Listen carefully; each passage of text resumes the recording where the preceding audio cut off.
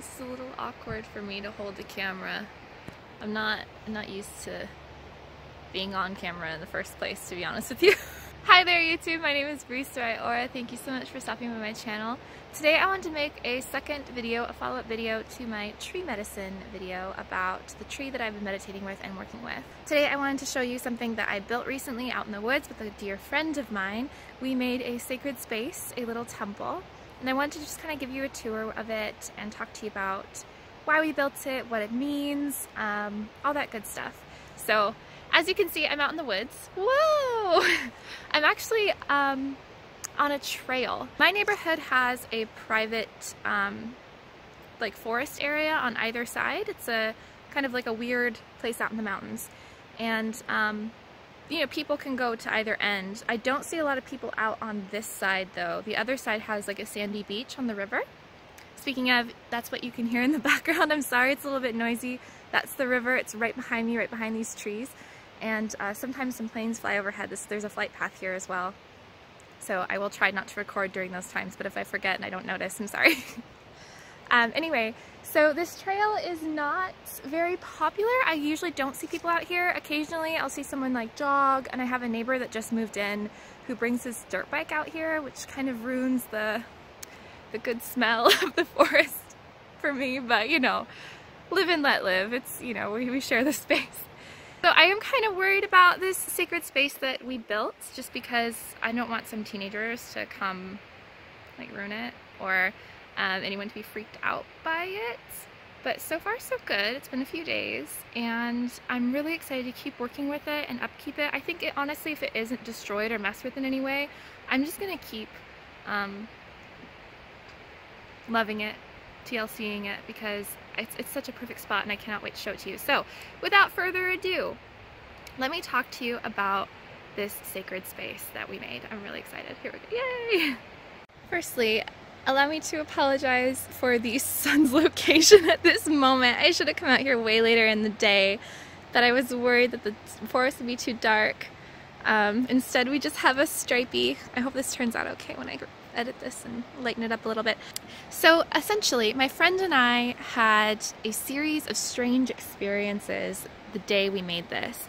That morning we kept being approached by animals. I had encounters with all these birds and cats I'd never seen before. On our way out here, we went for a walk and a snake approached us, and that was the craziest experience. That was when we were like, okay, I've been having weird animal things happen all day. You've been having weird things happen all day. She woke up that morning thinking about Hecate. I woke up that morning just obsessed with Persephone, and we just knew we had to go for a walk in the woods together. And this snake was so powerful for us because as we're like sitting with this snake, talking to this snake in the trail, in the dirt, it was just looking at us. It wasn't poisonous, by the way, it's just a garter snake. We learned from each other that neither of us had actually seen a snake in nature in 11 years, for both of us, exactly 11 years, which is just crazy. So we're out for a walk, you know, we're looking at all these glorious trees, and we spot this one. And it was covered in dirt and branches and mess. And I was like, what if we just clean this up and moved all those sticks around it to make a circle? It'd be really cute, it'd be a little sacred space. And she was like, yeah, let's do it. So we put our stuff down and we just get to work. And that's how it started. So you can see our circle job isn't the best. We want to add some rock formation around it as well. We're just loving this. Absolutely loving this. So keeping in mind, this friend of mine works with Hecate and I work with Persephone, and as we're cleaning, I am over here in this area, back there, and my friend is right here, and she says, oh my god, look at this. She goes, look, this branch is like the lock that you open, and then this is the gate, and you open the gate to get into the circle, to go around. And I'm like, oh, that's a great idea. And she goes, that's just like Hecate. It's like a Hecate gate. And I'm thinking, OMG, I love it, I love it, I love it. So by the time we had cleaned off this beautiful tree here, I realized that it was a Persephone tree. Because on one half, it's one trunk, but one half is, you know, sort of dead and going into the earth. And this other half is a gloriously healthy, mossy, leafy tree that goes all the way up there. Oh, it's so pretty. And I just had this feeling of Persephone. So we decided, like, okay, let's make this a sacred space for Hecate and Persephone. They're, you know, they're friends anyway. It goes together, it works. So we're into it. As we're decorating, we get some stones and some rocks, We are cleaning out some moss here, and we find soda cans just stuffed into the tree. And so I said, maybe the tree here called to us because someone had littered to it. So we're kind of making up for people's past mistakes, So we clean out all the cans. I go way down there, down to the beach to find some rocks. I find this rock that I put the sigil on. I thought it was so cool. I pick it up, and underneath was another soda can. And I thought that was just so weird. So there it is. We spent a while trying to decide what we wanted to write on the rock. I knew I wanted to do like a sigil or a planetary sigil or an alchemical symbol, but I just kept having this image flash in my mind again and again. So I just went with it, and she freaked out because it's a key. Because I was like, I have this picture in my head, and she's like, oh, it's just like Hecate. So let me show you kind of what we've done so far. We have a nice little trail of rocks. We left 3 flowers here and kind of covered them in some wax from the candle that we burned when we were done. Sort of for the triple goddess kind of symbolism. A little feather sticking out, some artfully placed things. We have an oyster shell over here for offerings. Right now there's some ash from the sage that we burned. And I made this flower out of fall leaves to go on top on the Persephone death side. Yeah, so as we were talking about this space, I was thinking about how it's a circle and there's that gate, and this is the life and death. I was thinking, well, when you go through this gate, you're entering the gate of Hecate into the underworld. And this is the underworld, and while you're walking through the underworld, you're looking at life, you're preparing, you're mentally aware that next you're going to incarnate into life. And this kind of makes a really nice even line. So when you come out here, you step over this and you're birthed. And then you're looking at death all the way until you cross into the underworld. You're aware that time is going to be limited, eventually you will die, and then you cross this gate, and then you circle again around while looking at life. So yeah, this is our little sacred space.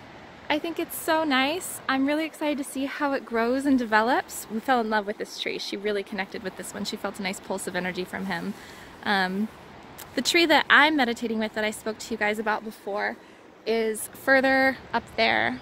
So I just think it's kind of cool that I have a tree that I'm meditating with, and my friend felt a good connection with this one. Yeah, I'm really feeling good about this forest. I hope no one messes with this. It's not like super obvious, but the trail's right here. So I'm wondering, like, if you were walking by and you saw that with the little sigil on there, would you be like, oh my god, witches are evil, let me destroy this? I don't know. I don't know what people think nowadays, but we'll see.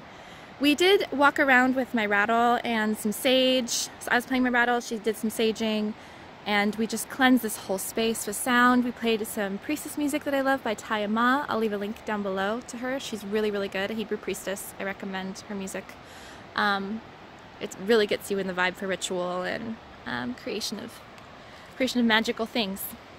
So here it is. This is my new little temple in the woods. You can see the river behind just slightly.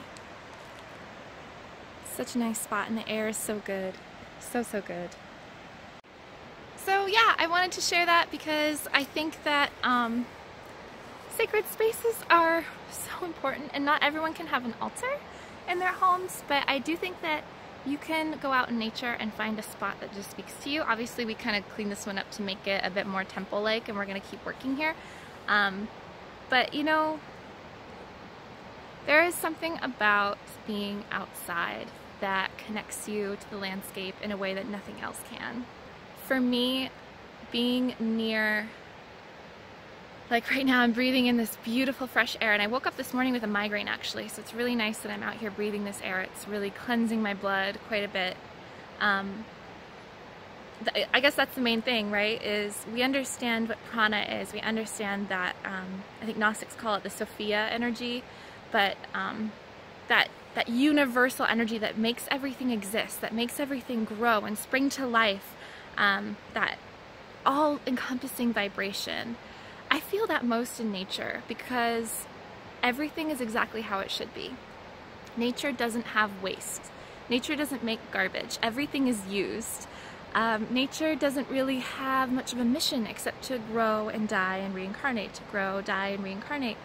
And it just connects you to that fundamental essence of what it means to exist and what it means to live. And I feel like for magic and for spiritual growth, that's essential. The tools don't matter, you know, the crystals really don't matter.